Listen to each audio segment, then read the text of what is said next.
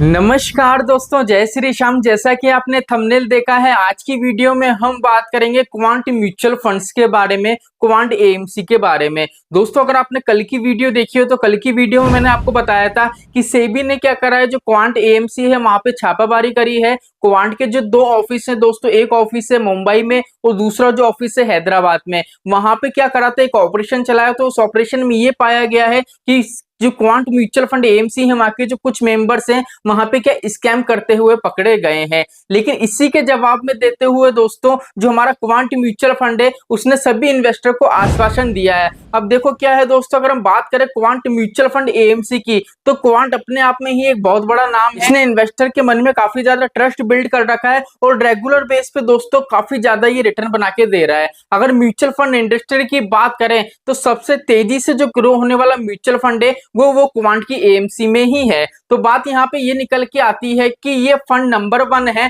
तो किस तरीके से नंबर 1 वापस से रहेगा। तो देखो यहाँ पे क्या है, सिंपली क्या करा है, जो क्वांट की एएमसी है उसने क्या करा है, सीधे सीधे जो भी मुद्दा था उस पर क्लियर बात करी है। अब बात यहाँ पे ये सामने आई है कि उनने साफ साफ कहा है, क्वांट की जो एएमसी है उनने साफ साफ ये वाली बात कही है कि भैया सेबी ने हमारे खिलाफ एक ऑपरेशन जारी किया था और वो ऑपरेशन था बिल्कुल सही भी हुआ है। उनने ये देखा है कि हैदराबाद और मुंबई के हमारे जो ऑफिस थे वहां पे जो कुछ मेंबर हैं वहां पे क्या हुआ था, फ्रॉड करते हुए पाए गए थे। लेकिन यहाँ पे पूरा डिटेल क्या है, पूरी डिटेल यहाँ पे ये निकल के आती है कि इसमें एएमसी का कोई भी लेना देना नहीं है।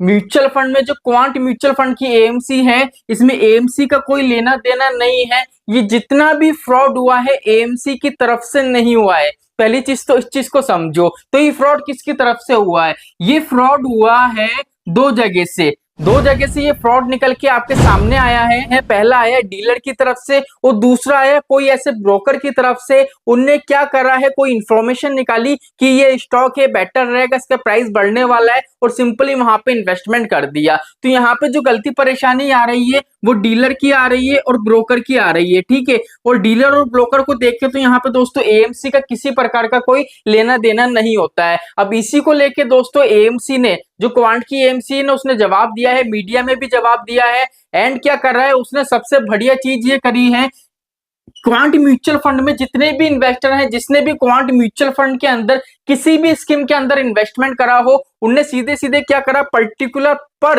पर इन्वेस्टर को क्या करा है, एक मेल करी है। अगर आपने भी क्वांट म्यूचुअल फंड के अंदर इन्वेस्टमेंट करा है तो आपके पास भी कुछ इस तरीके की मेल आई होगी। यहाँ पे देख लीजिए, आपको इंग्लिश में मेल दिख रही है जो आई है मेरे पास, और यहाँ पे मैंने उसको हिंदी ट्रांसलेशन कर दिया है जिससे इजीली दोनों हमारे व्यूअर्स हैं एक्चुअल में उनको पता चल सके। अब यहाँ पे देख लीजिए सिंपली क्या लिखा हुआ है, इसमें साफ साफ लिखा हुआ है कि सेबी ने कार्रवाई करी थी, ये बिल्कुल सही बात है। लेकिन उस कार्रवाई के अंदर अभी तक मैंने जो वीडियो में आपको बताया है वो बताया गया है। लेकिन यहाँ पे देख लीजिए सबसे अच्छी बात क्या लिखी है, हम आपको आश्वासन करना चाहते हैं कि क्वांट म्यूचुअल फंड एक विनियमित संस्था है और हम किसी भी समीक्षा के दौरान नियमान के साथ सहयोग करने के लिए हमेशा पूरी तरह प्रतिबद्ध है। तो यहाँ पे कहने का मतलब है, इन्हें साफ साफ बोला भैया सेबी हमसे जो जो चीजें मांगेगी, सेबी हमसे जो जो चीजें मांगेगी हमारे सबूत के तौर पे हम सारी चीजें पेश करेंगे। क्योंकि यहाँ पे क्या है, एएमसी को पूरा विश्वास है कि हमारी तरफ से किसी प्रकार की कोई दिक्कत परेशानी नहीं है, हमारी तरफ से ऐसा कोई भी स्कैम नहीं हुआ है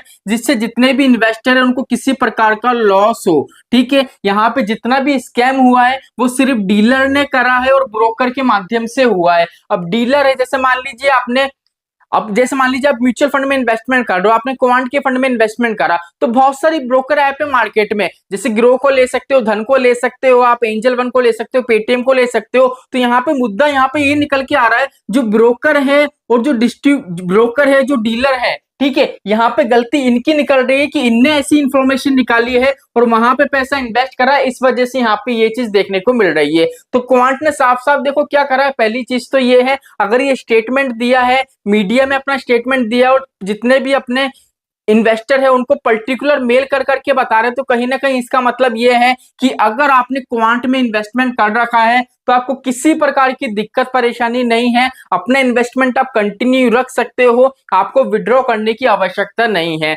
अब आवश्यकता इसलिए नहीं है, अगर हम इसका जीता जागता एग्जांपल देखें तो दोस्तों कुछ टाइम पहले, 2-2.5 साल पहले की बात करें तो एक्सिस की जो एएमसी थी उसके साथ भी सिमिलर यही वाला केस हुआ था। लेकिन अभी के टाइम में देखोगे तो हमारी जो एक्सिस की एएमसी है काफी बेटर रिटर्न इन्वेस्टर को बना के दे रही है और इन्वेस्टर के बीच में काफी ज्यादा उसने ट्रस्ट बना के रख रखा है। ऐसी अगर हम बात करें क्वांट की तो देखो क्या होता है, नंबर 1 की पोजीशन पे कोई भी एएमसी है, कोई भी म्यूचुअल फंड है, वो ऐसे ही नहीं रह सकता है, उसको काफी ज्यादा परेशानी झेलने पड़ती है। इसलिए क्या हुआ, सेबी को शंका हुई थी कि एक्चुअल में अगर ये इतना बेटर रिटर्न बना के दे रही है काफी ज्यादा, एक साल के अंदर ये 85, 75, 60% का रिटर्न बना के दे रही थी, तो सेबी को कहीं ना कहीं लगा कि भैया इसके अंदर कुछ गलत काम तो नहीं हो रहा है। इसलिए सेबी ने क्या करा, एक ऑपरेशन चलाया और वो ऑपरेशन चलाया तो वहां पे देखा कि इसके जो 2 ऑफिस थे, 2 ऑफिस के अंदर कुछ ऐसे डिस्ट्रीब्यूटर हैं, कुछ ऐसे डीलर हैं जो क्या करते गए, स्कैम करते गए, पकड़े गए।